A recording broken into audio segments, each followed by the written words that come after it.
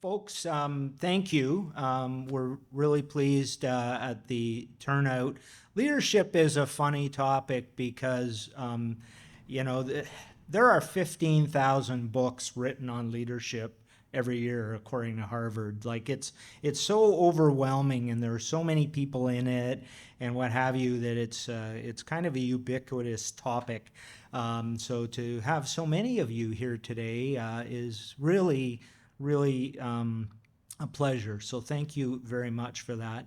A couple of housekeeping things. First of all, our promise to you is that we are not here to sell you anything. Okay? We're hoping that we might give you something. And leadership is not, there's the 15,000 books I talked about. Another study said 75% of the content's all the same. So we're not going to probably introduce you to things you've never heard before, but what we might do is top up the tank a little bit. Who's familiar with the forgetting curve? Have you ever heard about the forgetting curve? No? Yeah. We're all victims of it. And it doesn't matter how smart we are. 75% of what we hear, so today, 75% of what you hear, you'll probably forget within a week. So if I make a mistake, hey, you'll forget it in a week. So that's kind of good to know. And I am very fortunate and blessed to have Adesoji, Atoyebi here today, Joe Neal, and Judy Preszcator, all TAC facilitators and coaches here today, and they're going to share a lot of really meaningful information to you and with you. And we're looking forward to your questions and participation as well. So let's consider this a two-way conversation. But before we do that, oh, there we go. I want to do this. This is the first official event, public event, that we're participating in since the beginning of our 40th year anniversary. So the Achievement Center started in September of 1984. And so we're going around now, and we're celebrating a very big milestone. You know, most businesses don't. 90% of businesses don't last 10 years. So we're really excited about this, and thank you for being here to kick this off. We're going to look at something I'm going to share with you. Probably it will look at, I'm going to share a lot of data with you, and it may look like I'm building a problem.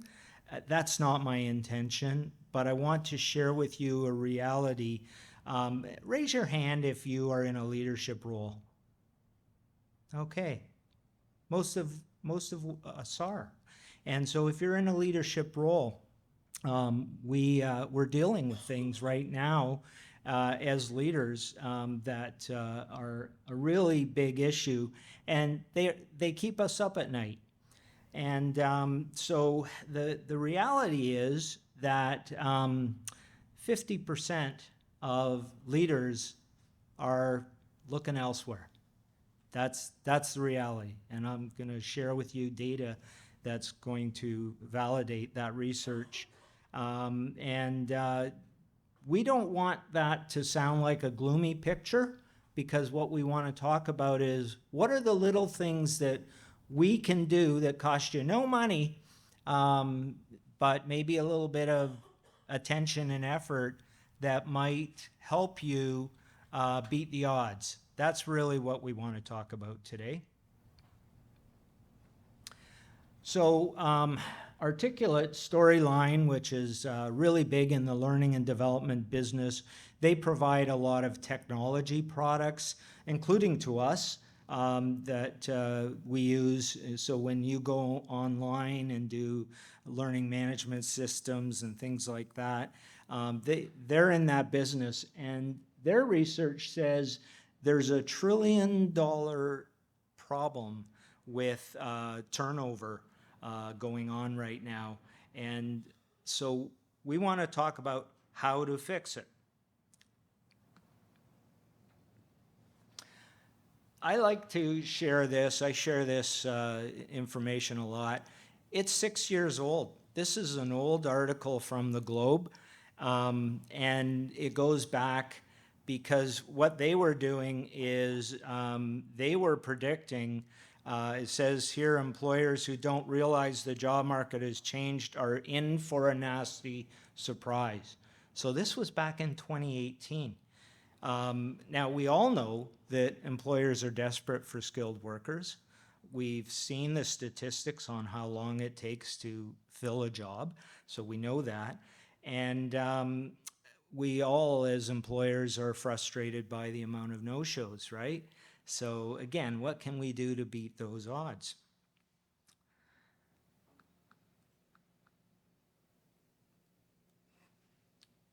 Now, Robert Half, this is more recent. This is this year. Robert Half, an HR expert, estimates that 50% of leaders will be looking for other opportunities. So again, that 50-50 thing that I talked about.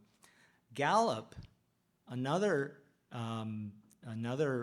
global organization that specializes in this area, gives us similar numbers. Further on Gallup, look at the replacement cost that they're saying to replace a leader or a manager, 200% of salary.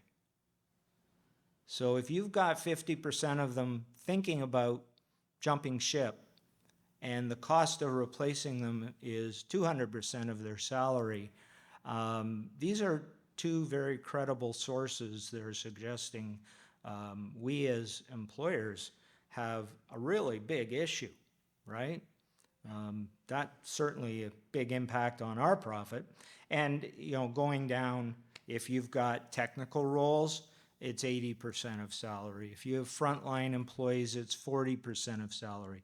And I'll show you where leaders have an impact on all those numbers. The Academy of Management, I love this one, 244 separate studies, 100,000 participants, and they also tie poor leadership into high turnover intention.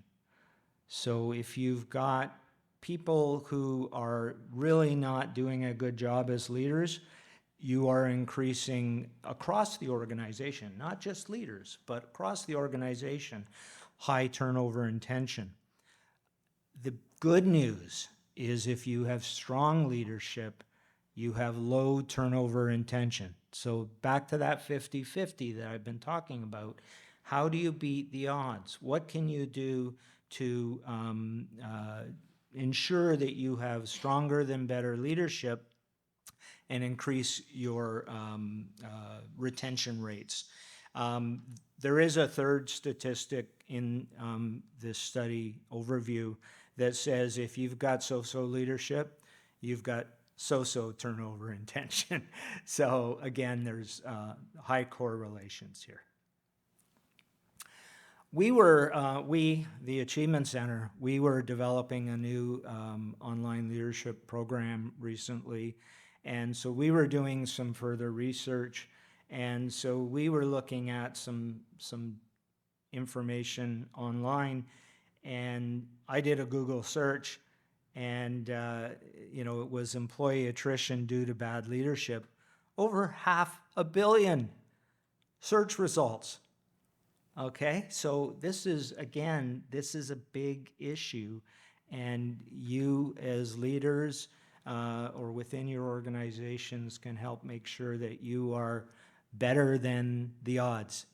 You know, if you could go from 50% to 60% retention of your leaders, wow, what an impact that would have on your business, right?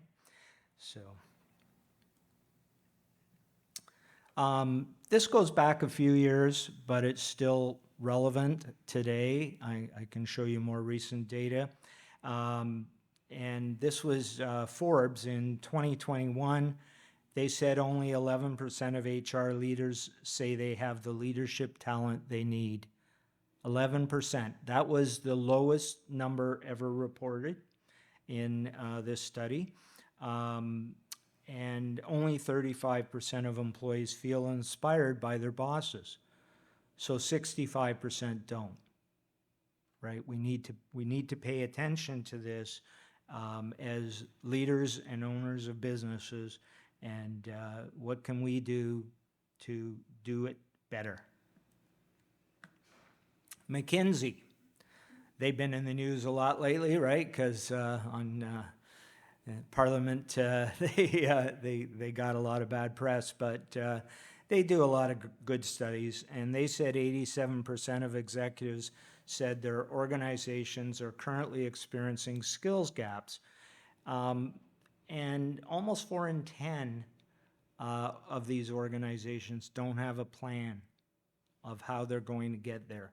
Now, I'm going to share with you another data point that isn't in this, and that is even 80% of those that have a plan fail. So you're a business and you have a plan, 80% of the time you don't achieve your plan.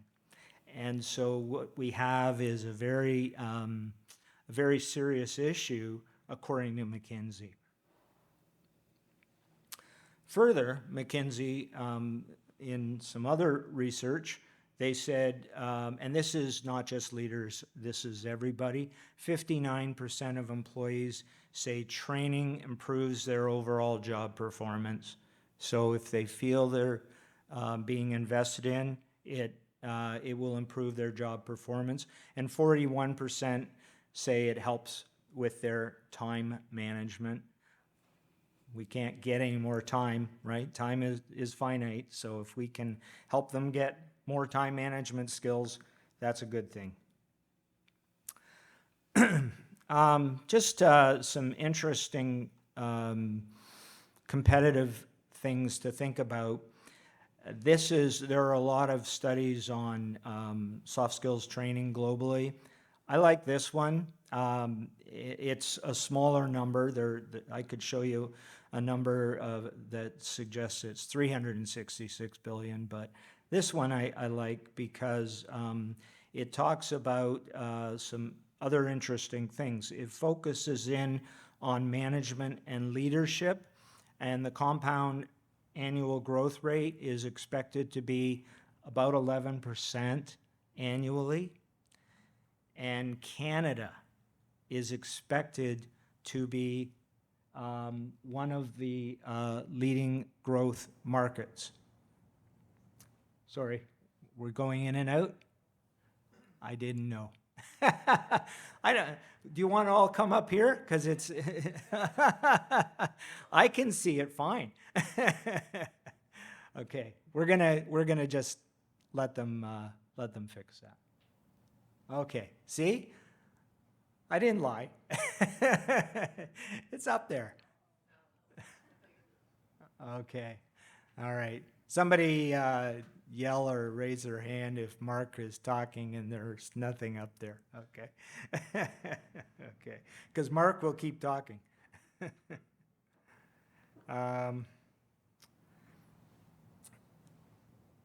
HBR did a really good study on the number one way to improve culture, and that's through development. So if you're investing in employee development, it has an impact on culture. And you don't fix culture overnight, right? Culture takes time. So if you are creating an organization that's invested in developing others, look at the second point. 86% would change their jobs to get more professional development somewhere else. So it's not about the money they're making. They're saying, are you investing me? Especially the younger generations who, they're not live to work people, and they like and appreciate that their employer is investing in them. And so what you have is people who are 15% more engaged, and according to this study, 34% higher retention. Now, we go back and rewind in the costs of replacing these people. If you had 34% higher retention, is your business more profitable? Probably, yeah. So here's some other HBR data that I really like. This is from a different study, and this is measurements. So they say a strong learning culture. So if you did the first thing and you invested in development, the outcomes are 92% better products and processes, 52% more productive, 56% faster to market. Now, this study had a different engagement rate than the other study, so you could pick whatever one you want. They're all positive, right? So, pretty cool. Forbes did a study that they talked about how to grow as a leader, make learning a priority, and have a plan for your professional development. And a lot of this learning and development can happen within the walls of your business. You don't have to hire us, okay? There are a lot of things you can do and commit to, and we're going to talk about with the panelists that you can commit to have development and learning plans that are within the walls of your business, okay? So what I'm going to do is I'm going to ask the people at the back, you can just shut off my slide, and we're going to go to the panelists now, and they're going to offer you as participants here some thoughts and ideas on things that you could take back to your organizations to help beat those 50-50 odds. Okay?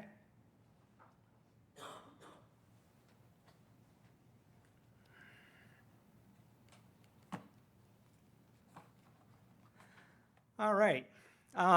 So I'm gonna rotate around here and pick on you folks in rotation. Joe, we'll start with you. We shared with the participants some data on the cost of replacing leaders based on Gallup research. In addition to the financial cost, what other impacts occur with leadership turnover? Well, sorry, Mark, I was having to fix my mic here. Could you just repeat the last part of it? Oh, yeah. So in addition to the financial cost, what other impacts occur with leadership turnover? Well, actually, and we're speaking to a room full of leaders, so I imagine each of you has an answer going through your mind right at the moment. But Mark, among other things, touched on culture, and the culture of an organization is very critical in terms of how you approach your market, how you engage with your customers, your clients, the products you manufacture, the quality of the products you manufacture. If indeed there is a high degree of turnover in an organization, you're going to start having gaps in that culture, and then that is just going to flow back in very critical areas, in most of, such as client service, just to pull one example out. And what's going to happen with that? And it's not something that impacts you like a slap in the face. It's something that is incredibly subtle and can easily not be noticed. but then suddenly you start looking at some roll-up numbers over a historical period of time, and there just seems to be some very subtle negative trends. And you may have an idea what the cause may be, but if indeed you've had a high degree of turnover, it's pretty much guaranteed that that has been a factor in whatever that result has been, or negative result has been. Okay. Thank you, Joe. Appreciate that. Judy, we'll pick on you next. You know from experience that when we run most of our B2B learning programs, goal setting is a priority. Why is that, and what are some tips that participants here today could take back to their organizations? Well, thanks, Mark. Goal setting is always a hot topic because if it was something that was easy, everybody would already be doing it. And in reality, it's something that can be very effective, and it can be one of the most powerful tools to get results. We're all here to obtain results and always do something a little more better. That was not very good English. Do something better. And what it can do is it can take you and the people on your team out of crisis management and into planned management, because there is a plan in place. Now, some of the tips that we can provide you with when it comes to thinking about goal setting is, what is it that you want to achieve? Because it looks like everything's important and you really can't see the forest for the trees. So how do we decide what to develop as a priority? Well, think about your top 4 or 5 key challenges you're having right this moment, and then rank them. What are your top 2 that you feel you need to address right now? And then put a SMART goal against it. Is everyone familiar with SMART? What does it mean? Shout it out. Uh-huh. Uh-huh. It's close. It's close. Yep. Yeah. So the very, very close. And so at the Achievement Center, we call the A agreed upon, because it's really important for everyone to be in the same boat, rowing in the same direction. And so if a goal that one of your direct reports wants to work on is in alignment with the organizational goals, then you're rowing in the same direction. But the other 2 pieces that are really key when it comes to setting a goal is, how are you going to measure it? How are you going to know when you get there? And then review results. Thank you, Judy. Excellent. Adesoji, you have a very technical background, which we value greatly. Define soft skills for us and why they are important for leaders, especially leaders who historically have a very technical background. Thanks, Mark. Good to know that most of us here are leaders in our organization. There are 2 skill sets that are required in an organization for optimal performance. You have the hard skill and you have the soft skill. Most of us have gone to school to be trained in one way or the other, engineering, health sciences, and all that. Those are hard skill. But for technical people, you realize that most of technical guys in your organization tend to be individual contributors because of their training. They also find it difficult sometimes managing other technical guys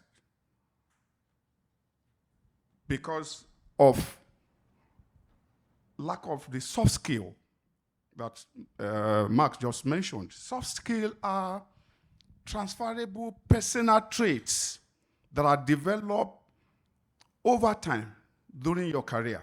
or even in life. What do I mean by that? We work not in isolation, but with people. Our relationship with people, communication with people, learning to collaborate with people, giving feedback and receiving feedback from people, listening to them. These are all soft skills that are required for optimal performance of our jobs. Let me say this, that most of these skills are not learned in school. No educational institution teaches listening. We learn how to read. We learn how to write. But no school is teaching how to listen, which is very important if you are a leader. If you want to be a good leader, you must be a good listener. If you want to be a good leader, you must also be a good follower. So you realize in our career that leadership is not titular, it's not positional. It doesn't depend on where you are in the organization. It can be displayed anywhere in the organization. You can be a shop floor man and still be able to lead. You can lead up, you can lead across, you can lead even your subordinates. You can lead your equals, you can even lead your boss. How do you do that? Because it can be, how can I lead my boss? If you provide enough information for your boss at the right time, so that you allow him to concentrate on strategic thinking, looking at the big picture, rather than coming down to look for data, to look for information, you are able to give him everything required. Then you are leading him. So, in a nutshell, soft skills are skills that you can use it anywhere. They are transferable personal traits that are developed over the course of your career or even throughout your life. Thank you very much, Adesoji. Excellent. Joe, back to you. Engagement is a significant factor that keeps employees interested in staying with their employer. What are some priorities that employers can consider to increase engagement? Well, actually, Soji touched on it with one magic word, which is listening. I'm going to maybe try to take it a little step further, is obviously to be a good leader, you do have to be a good listener. But in the environment that would be your organizations and trying to develop that type of effective culture, it is really important to get an understanding of how you engage with your employees to get the type of information that you are going to listen to that actually is valuable not only to the organization but also to your employee. And a big part of that is a skill that many of us have, but we have been hesitant in the course of our careers to exercise it, which is it seems there's a subtle reference in the business community that if you ask a lot of questions, it implies that you don't know anything. Because you got where you are in your career, not by asking questions, but by having the answers. And we have this tendency to be, one, a bit hesitant, but two, perhaps lack some of the skills in asking effective questions to get the type of information that we would need to gain an understanding of how our employees are motivated. What motivates them? What excites them about being part of your organization? Where do they see as their future, and so on? And if you're able to do that, and I think we would be able to put on this screen literally hundreds and hundreds of different studies that show that the greater that an employee engaged in that type of a relationship, the greater likelihood that, one, they're going to be high-performing employees, they're going to create significant value for your organization, they're going to be very satisfied in their own roles in the company, they're going to feel that they are being rewarded, and they're going to gain a lot of job satisfaction, and as a result, they're going to be a significant representative for your organization. But I would say that clearly the skill of asking questions is one of the basic skills that would really be significantly helpful in terms of helping you become engaged with your employees. Thank you, Joe. Excellent comments. I know we'll build on that skill of asking questions a little later. But before we do that, I want to pile on to the whole goal setting idea and ask you, Judy, how can a leader overcome the obstacles that get in the way? Oh, yes, that's a great one, because there's lots of obstacles that do get in the way. And it's interesting and I'm sure my colleagues have the same experience, when I'm facilitating our leadership program and we talk about obstacles and we flip chart, okay, what obstacles do you feel get in the way? And the list is quite long. And so then we flip it around, okay, how can we mitigate those obstacles? How can we come up with a solution so that even perhaps those obstacles won't even develop over time? So we need to start with creating a really great detailed goal, because if you don't know where you're going, you know any road will take you there. So when it comes to creating the goals, think about the clarity that's needed.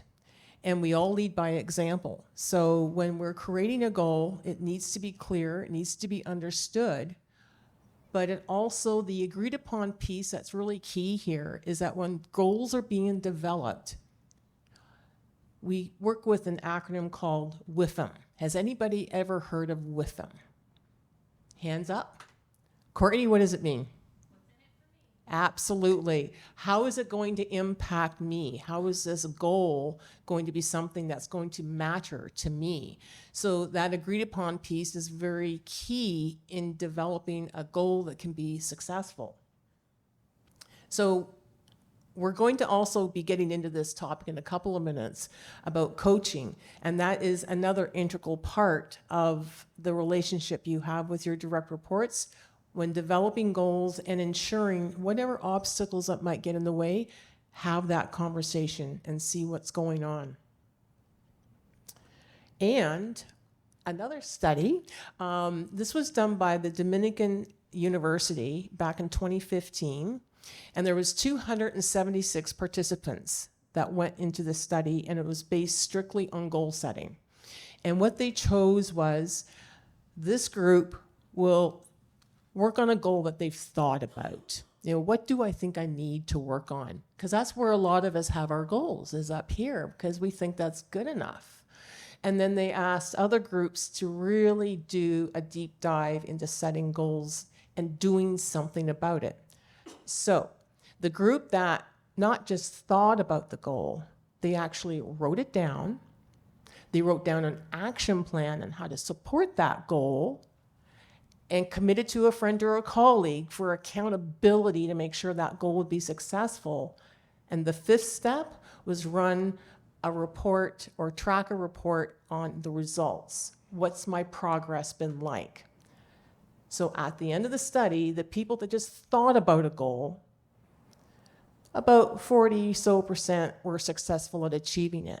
But those that did those other steps, more than a 50% increase in succeeding at that goal. Because goals, you need to be accountable. You need to write them down to make them real. We have a saying, if you can't clearly write your thoughts down, they're still fuzzy. Thank you. Thank you, Judy. Judy is a master at writing goals, let me tell you. And a great teacher. Well, no, I don't think so. And on that, one of the things that's really important for leaders, and we talk about it a lot of others talk about it a lot, is the importance of building trust. And Adesoji, if you could share with us ways that a leader can build trust. Leaders can build trust in so many ways. The first thing is to spend some time as a leader, spend some time with your people. And that includes knowing them, personally knowing them. Know their names. As simple as that. How many of us work with people and we can hardly remember their names? How much of them do you know? In order to build trust, you must actually know the people you are working with. We must know them personally, know their names, know some things about their family and things like that. They begin to open up to you when you know them. The second thing is, as leaders, we must keep our commitment. Walk your talk. Whatever you tell them you want to do for them, do it for them. They will trust you. If they know that, yes, whatever you say, you will do, they will trust you. We believe in most cases that leaders don't make mistakes. Leaders make mistakes. When you make mistake, please apologize. Sincerely apologize that it is your fault. That does not diminish you. It has not reduced anything from you as a leader. It has actually strengthened the bond between you and your team. You pay attention to small details. Sometimes our subordinates or those people under us, they come in the morning and you begin to see some differences in their behaviors and things like that. Pay attention to those small details. If you're able to do that, they will trust you. I mentioned listening before. Listen to them. Not only, I don't mean being silent. Listening does not mean being silent when they are talking to you. Listening means being involved in the conversation. When you are involved with them, when you ask them questions where there is need for clarification, they will trust you. Consistency. Let them know that whatever you are doing today, you are going to do it tomorrow, you are going to do it the next day. Be authentic in whatever you do for them. We want to, your relationship with them. Be authentic. Don't be vague. Communicate with them and offer support. Communication that I mean here is open communication. What do I mean by open communication? Let there be a two-way communication between the two of you, not just dumping your words on them. Allow them to also respond to you. That way you'll be able to build trust. Thank you. Thank you, Adesoji. That's great. Trust is so important. We talk about it so much in the work we do with our clients. So thank you for the detailed response. And Joe, engagement and motivation are a little different. You know, we tend to treat them as synonyms, but they're a little different. And how do leaders create an atmosphere where the employee feels motivated? Thanks, Mark. That's a bit of a challenging question because a lot of it would depend on the one-on-one relationships you have with your employees. But I think where it starts is getting an understanding that if you are a leader and have a high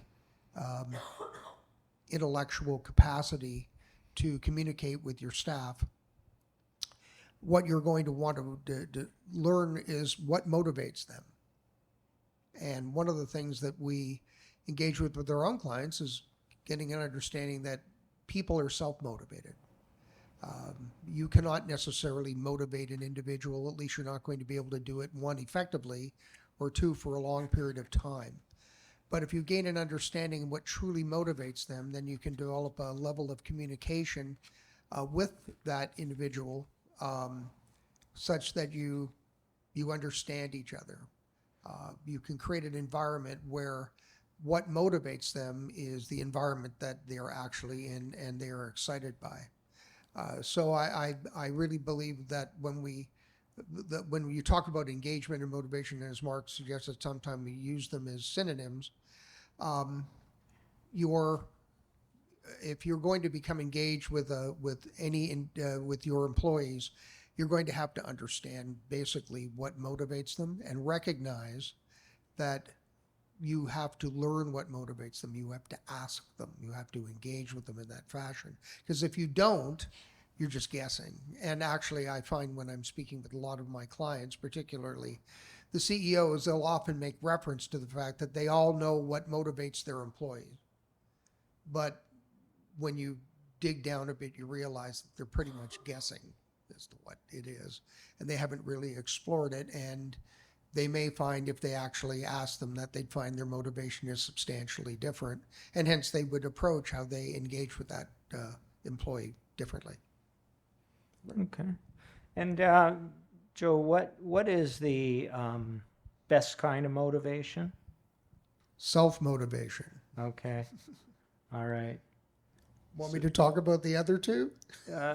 Please. Okay. There are other types of motivation. As I mentioned, they might motivate a person effectively for a short period of time, but one is rewards. And I have a banking background, and the banks were famous for, giving a little gift for someone who had done a good job. And in the bank, we called it trinkets and trash. And you'd be a personal banking officer who had a spectacular quarter or year, and they would give that person a $7.50 watch or something like that. In fact, interestingly, I remember one time at a meeting, I suggested, why don't we give that person a $400 gift certificate, and they can go to a clothing store, and they can buy a nice business suit, or for either a female or a male, whatever, that type of idea. And then they'll wear it at work. They'll feel fantastic. They'll feel like $1 million, and they'll do an even better job. I absolutely got laughed out of the room. I got laughed out of the room for that. Then the other motivation, which is potential, is the fear. And funnily enough, I engaged with a client where they were talking about what their needs were in terms of managing a certain group of people. And I said, well, how do you motivate them now? And the supervisor said to me, we bust skulls. That was the comment. And I go, but then he said, and it doesn't work. And I said, well, if someone doesn't do their job, do you actually bust their skull? Or you say, if you don't do this, I'm going to fire. Do you actually fire them? And of course, they don't.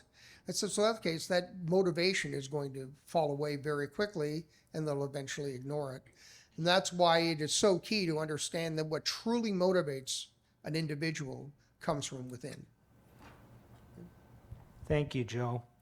We like to joke that everybody is motivated. They might be motivated to come in and play video games. They might be motivated to sleep at their desk. They might be motivated to do lots of things that are not aligned with the direction that the business wants to go. So we're trying to work with them. When I say we as leaders are trying to work with them to align the motivation to the direction of the business, right? So, excellent, Joe. Thank you very much for that. Judy, I'm going to ask you a compound question here. We talk a lot about goal setting for sure, but we also talk a lot about coaching. When you think about coaching, what are some of the best practices in coaching, but also what are some of the questions a leader should ask their coachee?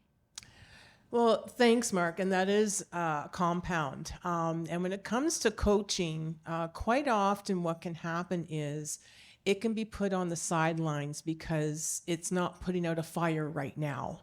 And right now I have fires to put out. However, coaching is a really key part of leading others, because when there are one-on-one coaching sessions occurring, that gives that person dedicated time to spend with you for whatever amount of time that you choose and the frequency, which we'll get into in a moment. And you get to know that person better. And Soji touched on it as well about getting to know your people and getting to build that trust. Joe mentioned it as well. So you can see this relationship piece is threaded throughout your entire leadership responsibility. And what coaching does is it gives you that platform to build that even stronger. So there was a study done by, it's called the Manchester Study, and it was done quite a few years ago, but it's still very relevant today. And it was done on C-suite, executive level, level of leaderships roles, and they discovered that when one-on-one coaching was happening internally, and I want to clarify that, I'm not talking about a business coach from outside, I'm talking about a leader coaching their team. The ROI, the investment on taking that time, was 545%. You talk about, what Mark mentioned earlier about the turnover rate and how it can cost you 200% of an executive's salary to replace them. You spend time, flip those numbers around, then think about how much more profitable your business can be just by spending that time. And unfortunately, it is one of those things that get dropped off the calendar first. And if it absolutely is necessary, then don't cancel it. At least postpone it and do a secondary date so that it's not going to fall off. It can't help but build that trust better. But when it comes to asking questions, I have twofold answer here for you. Quite often we get asked, what kind of questions should I ask? Can I have a list? I need something to get started with. Because for some people, if you're starting out with coaching, it can be awkward, like learning anything else that's new. We're stretching ourselves, and that's a good thing, because if we're not growing and stretching, we are decaying. That's it, that's all. Black and white.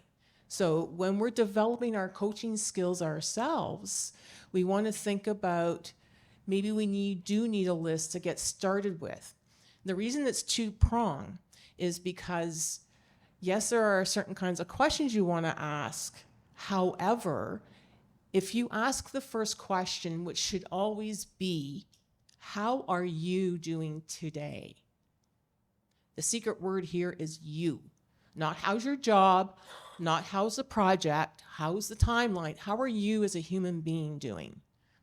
And depending on what they come back to you with, that list of questions you had ready to roll over here won't have anything to do with the conversation and the path it's taking. So it comes back to what my colleagues are saying, listening. Now we talk about 5 layers of listening. And the key one, I'm not going to go through them all, but the key one is empathic listening. Put your hand up who thinks what empathic listening means. Yes. Okay.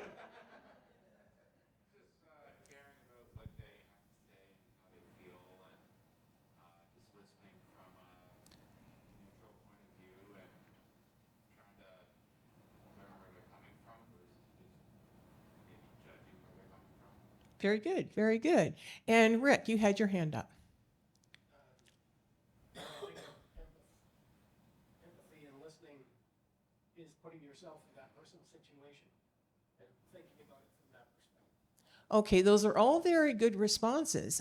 It's listening to understand. Quite often, when we ask a question, while the person's answering it, we already got the next question in the back of our mind ready to ask.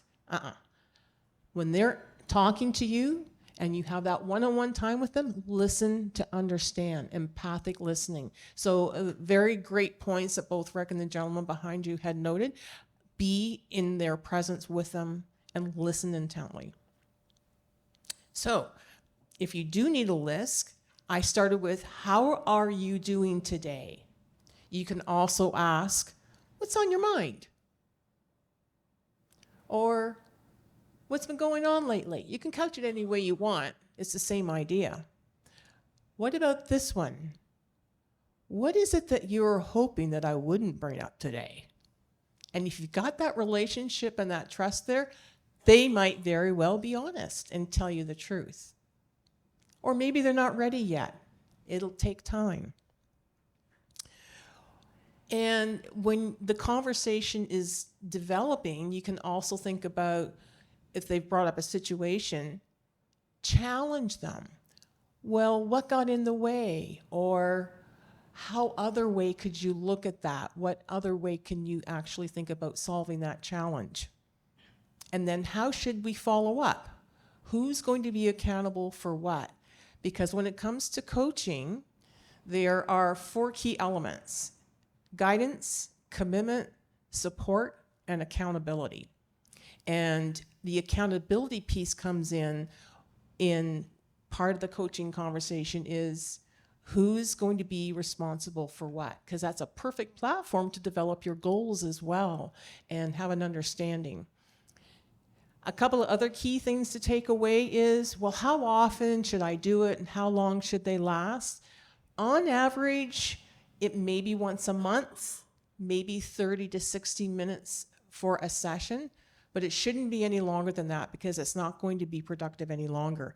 But it comes down to the schedule, the nature of the business, and agreeing upon what's going to work. The secret is have it consistent, as my colleagues have mentioned. Keep it consistent and keep it meaningful.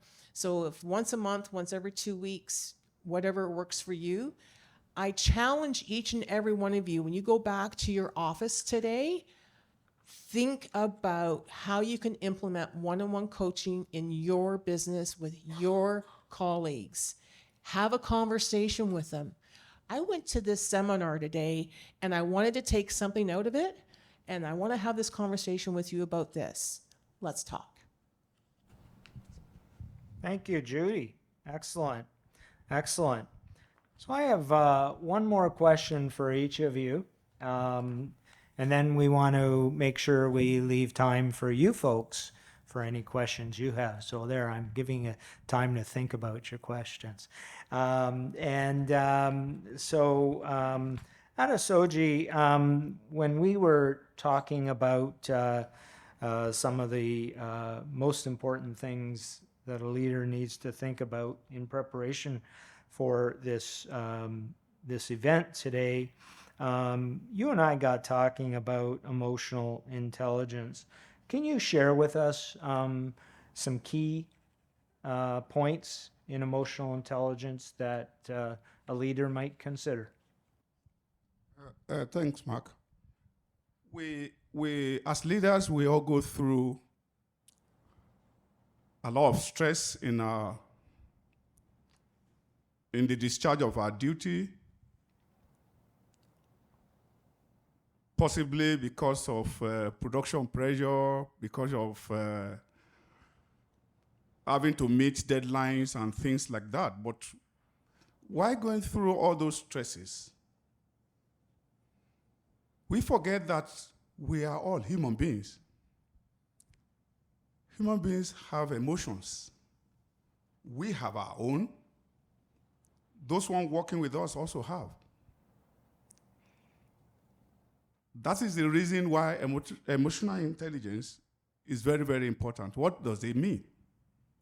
It means the ability of you recognize your own emotions, the impact of your emotions on the people you are working with, and also be able to understand those people that you are working with, their own emotions as well. So emotional intelligence is the ability of recognizing your own emotions and the emotions of others and the impact of your emotion to the other and the impact of their own emotion on you as well. So there are 5 characteristics of emotional intelligence.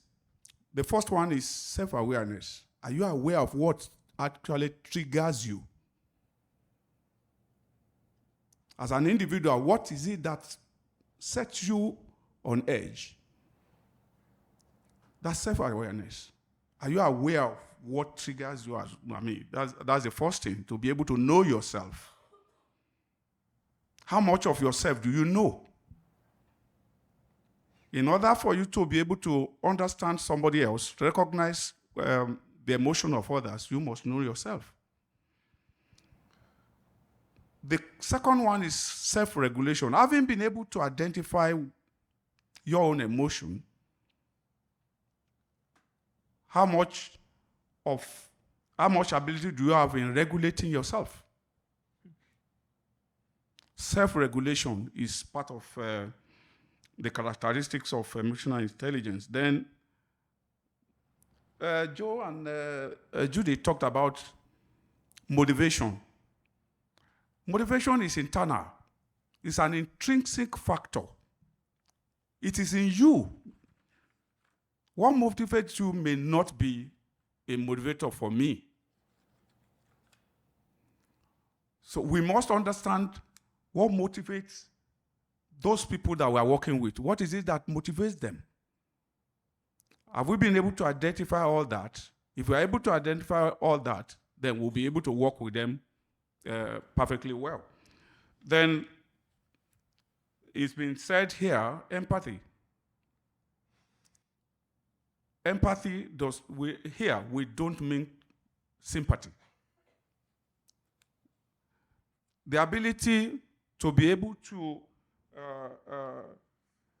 understand others' perspective, put yourself in their shoes, stand in their position, and look at the situation from their position. That's empathy. Then social skill. How much can you read and interpret people's emotion? You recognize it. Sometimes they may not talk. Sometimes people don't talk, but they speak by their look, by the volume of their voice, in so many ways.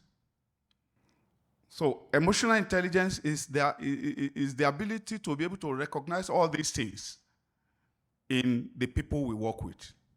Thank you. Oh, thank you very much. I appreciate that. Joe, please describe situations that result in leaders becoming disengaged and actively seeking other opportunities. This is important for all of us. Oh, There we are. I'm back live. Thank you. Actually, I'll look at a lot of them that involved my own career, quite frankly. I know I was working for an organization, and I went to another organization in the same industry, And the reason is that the organization I worked for had absolutely zero training programs. And I was just out of university, and I had absolutely no vision at all as to how I would ever get ahead in that organization because I didn't know what I needed to know. So that just to use that as a place to start. That was so. As a result, I was when I had interviews with the new organization that I ultimately went to, that I ended up spending 17 years with. A big part of the talk of our discussions circled around how I would develop my own career within their organization, and in the previous where I had been didn't happen at all. Many employees just simply believe that the organization looks upon them as some asset that generates income, and and as long as they have those technical skills and continue to generate that income, then the organization values them. The problem is, once again, they may have no idea how I can build on those technical skills to ultimately assume a leadership role.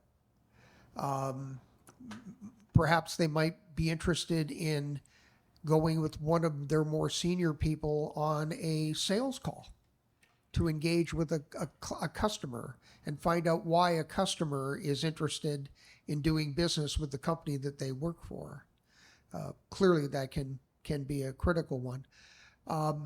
One of the other aspects, and we've touched on it here, is that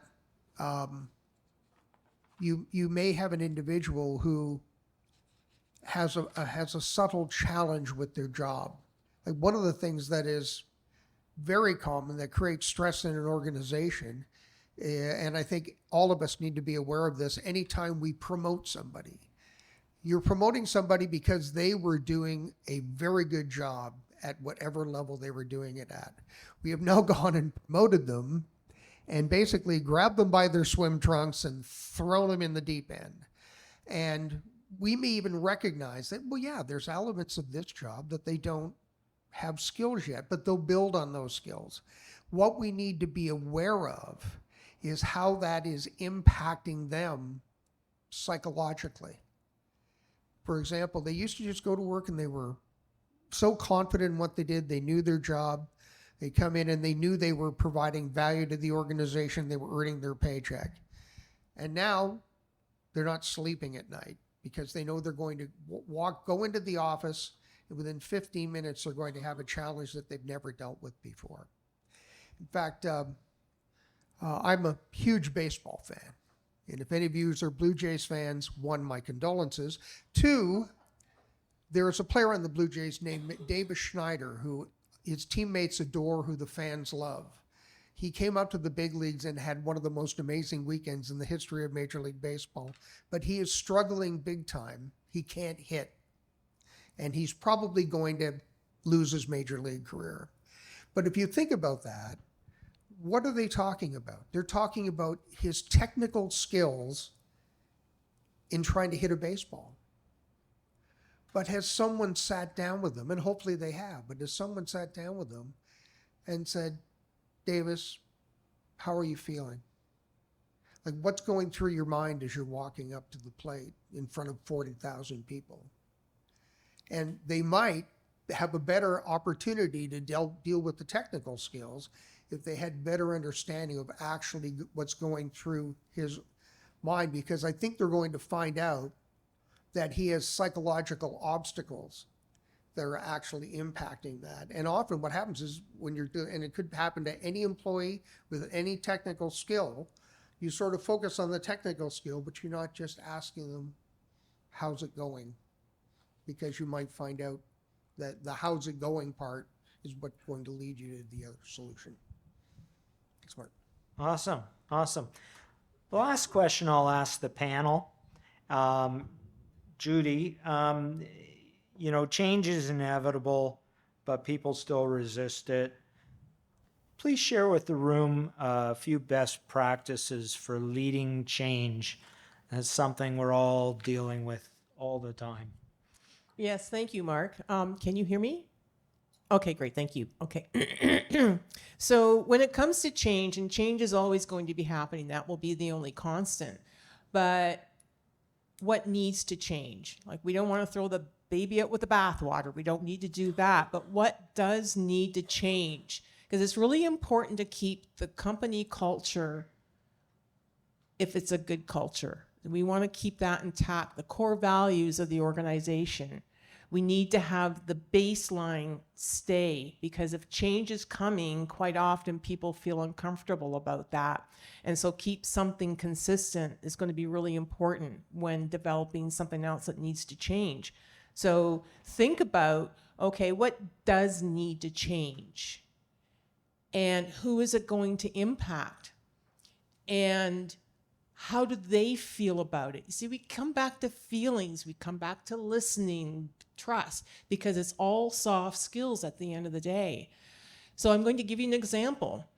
A change that's happening in a business that's a warehouse format. They move widgets from point A to point B. And they've decided that there's a more efficient way to move those widgets if we make these two changes in the warehouse. And they get agreement from the warehouse. But what they did not do is talk to the customer service people. Perhaps they should have talked to the customer service people, because they will know their customers' needs inside and out.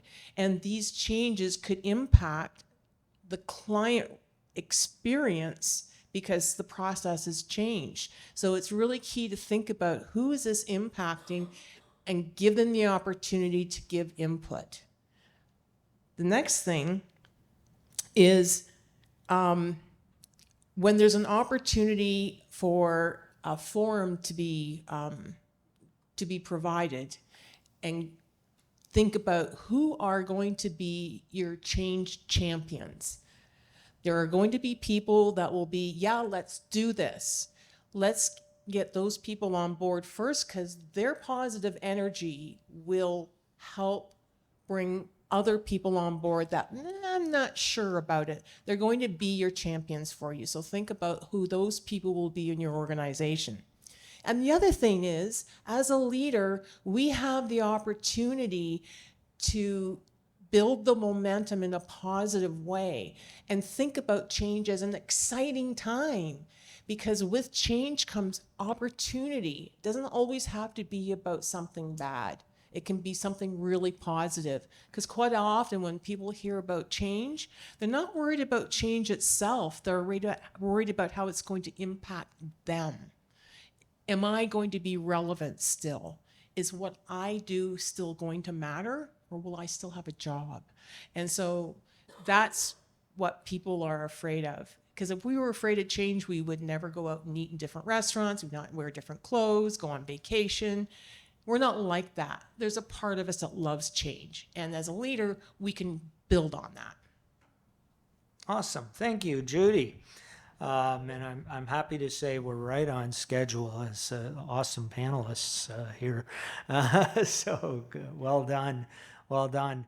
And now I'd like to put you on the spot. I'd love to hear from people in the audience. What is something that your organization does really well? Here's a chance to shine. What do you do well that would help help employees feel good and be motivated about working in your organization? Anybody have a thought? I know a bunch of you, so I'll put you on the spot. What do you do well? Yes, at the back. Uh-huh. Yeah, sure. Yeah.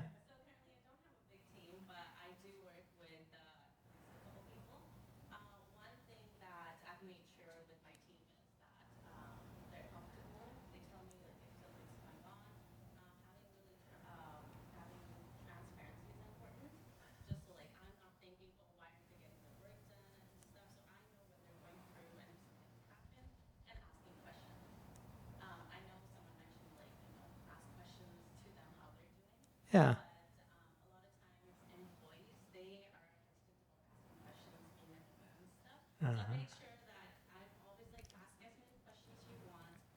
That is fine. As long as you get your stuff done, I don't mind. That's one of the things. I think Okay. it's really helped me with my relationship with them. That's awesome. Well, thank you for sharing. Congratulations. That's great. Anybody else have something that they? Yes, yes, Elise. The Chamber of Commerce does for our employees is that we invest. It kind of dovetails beautifully with what you said. There's lots of times, you know, Reggie and I have about something, I think, where else would I work that would have invested me this way? We didn't just do your leadership program, we did DEI, we did, you know, absolutely everything that does with the chamber, making sure we're well-versed and well-rounded. Uh, And I really appreciate it. yeah, well said. Well said. Elise and I go back more years than I'm going to tell. That's great, Elise. Thank you for sharing that. Yes. If anyone hasn't read the book by Simon Sinek, It Starts With Why, that has been one of the most influential books on me. And it focuses on the idea that if you have a very strong personal why, that can transform Yep. your employees' experience within your business. And I highly recommend anyone who hasn't read that. I think that's one of the most powerful things. Yeah. Yeah. It's a good book. Yeah. Good. Good. Excellent. Thank you very much for sharing that. Yeah. Anybody else? Yeah, Mike, I was going to put you on the spot, buddy. I guess the one thing, coming out of COVID, we kind of went like everyone they worked from home for a period of time, then we kind of came back hybrid. We kept the hybrid sort of there, but I think the big thing was just sort of getting people comfortable going to simple things like going to the lunchroom and all having lunch together, from coming out of like everyone eating lunch at their desks for a period of time. So we've really kind of taken it upon ourselves to try to do a lot of, people are motivated by like treats and stuff, so we're always doing like monthly things. Every month we've done like some sort of treat, bringing like really nice snacks and whatever else, but just try to get people down in the lunchroom together, just kind of creating that culture, trying to get the culture back that I think we kind of lost a little bit after COVID. So I think that's one thing we've been working on. That's awesome. And this is an incredible organization, FOM. They've been doing wonderful things for decades. I can attest to that. So yeah, and a great organization. Good. Anybody else? Something you feel that your company does well? What do you think?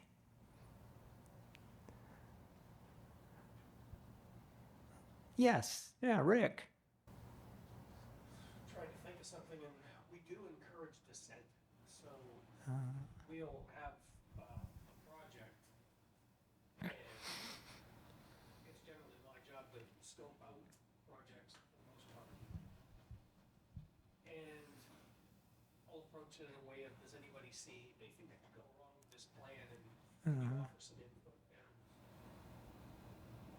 And a couple of our guys happily jump on board and say, well, I can see what's going on with that. So we do, I'm not sure if that's encouraging, but it does give them a voice. Well, that is encouraging because you have to have trust in leadership to be willing to do that. So clearly, Rick and Sandra, you have trust in your organization to do that. So that's congratulations. That's great. Good stuff.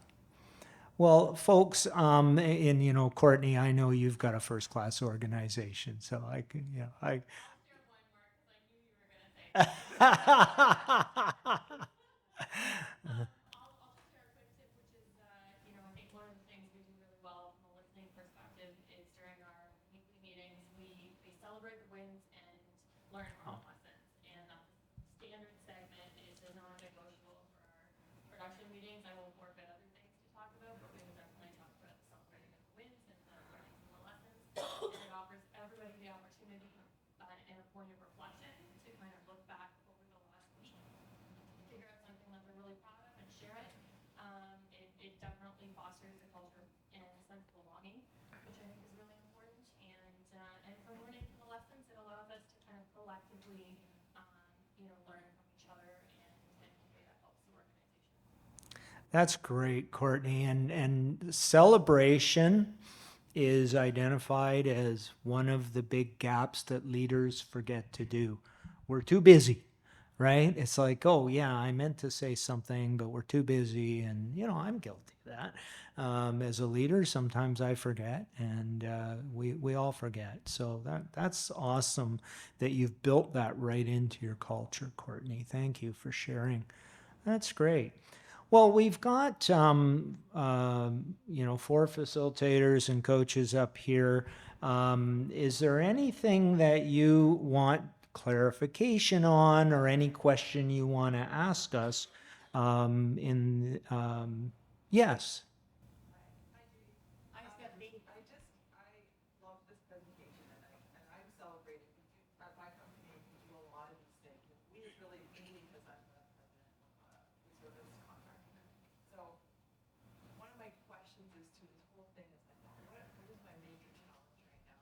And it's this, with my team, it's a new team, but Helldo is new, let's say 2 years on average. Seems to be a lack of a sense of urgency. So I'm wondering, like, where we do well saying, how are you doing today? How is things going? And we are good at listening. Somewhere down the middle of the road is this lack of the deadline. Even if you set goals, that the deadline exists. So maybe it's part of the measuring of the results that we're not quite doing that Judy spoke about. But I'm kind of doing my whole research informal that there is a lack of a sense of urgency with the trend towards making sure we retain these staff members. Anybody have any thoughts on how they approach that?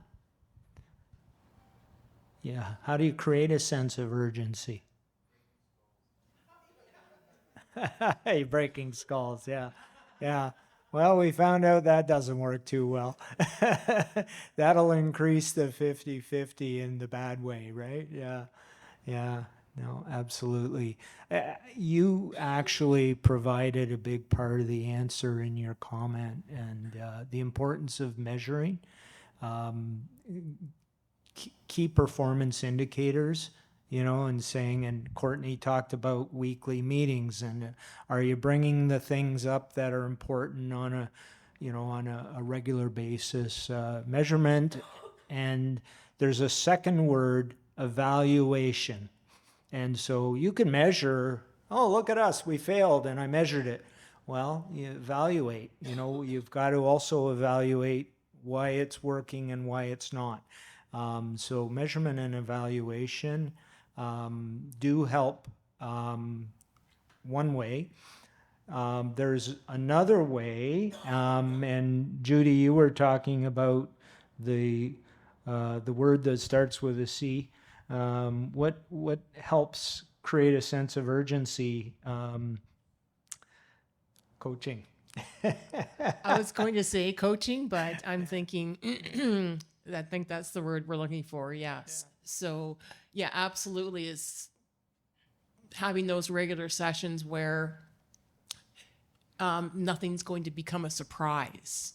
A lot of organizations also, now this is a little off, but a lot of organizations will do like performance reviews or annual performance, or maybe once every 6 months, and talk about goals and then whatever else needs to be addressed or the performance of that individual. However, with coaching, as you mentioned, when it's on a regular schedule, it will be less of a surprise and it'll be more opportunity to keep things on track that are important. So the timing is key.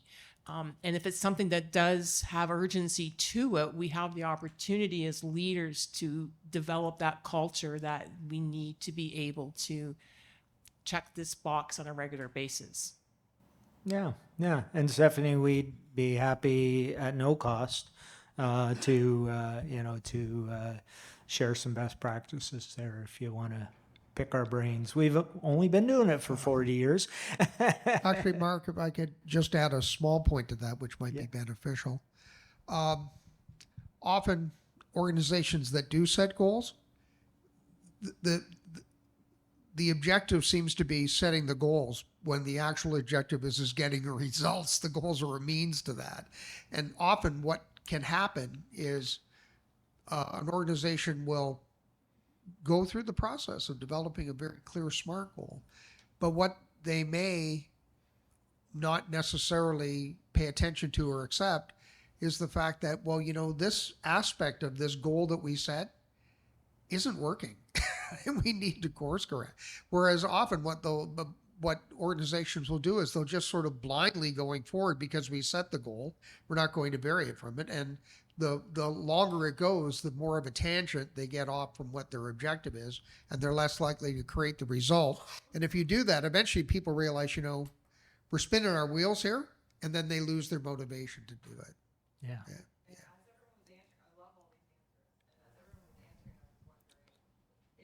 And because it's a new team, and they're new to their roles, and sometimes new to their roles in the industry, because look what COVID did, right?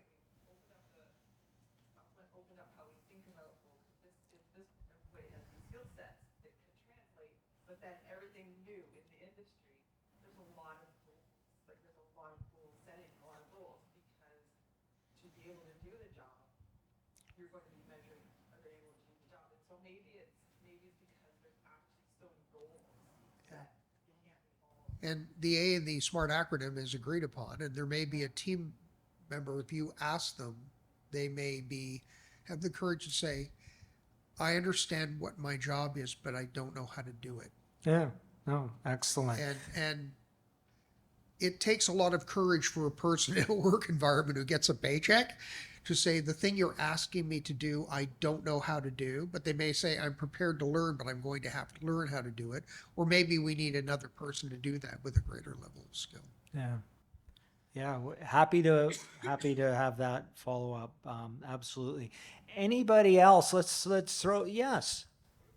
Cultures that don't want to change and people introducing like drama and toxic work environments that like you want to lead the team and you want to do better, but people are kind of stuck in their own negative way and don't want to get out of that hole. Well, that never happens, right? No one ever says, well, we've always done it that way. No, that's a great question. Change always happens in an incremental way. There are ways to measure perception and then set intermediate goals that are going to move you towards your big, hairy, audacious goal, the BHAG, right? So there are ways to do that. And Judy made a good comment about, get the people who are open to change first. And if you look at a statistical bell curve, they will often move the whole curve to the right, to the ultimate goal. It's a great question, and again, as we said to Stephanie, you can pick our brain, no cost. We're happy to share strategies that you can use. We have tools that you can use that don't cost you any money, that you can use to help in that regard.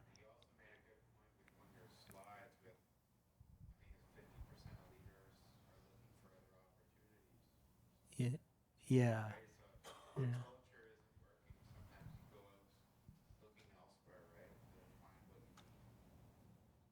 Absolutely. Absolutely. It's a real issue right now. Well said. Well said. Well, I have a very big promise that I make to myself to make sure that we end on time. Is there anything, Chris? And I see you at the door here. Is there anything that the chamber needs to do to wrap us up? Oh, well, then it's your time. Can I get a round of applause for Marc and his team?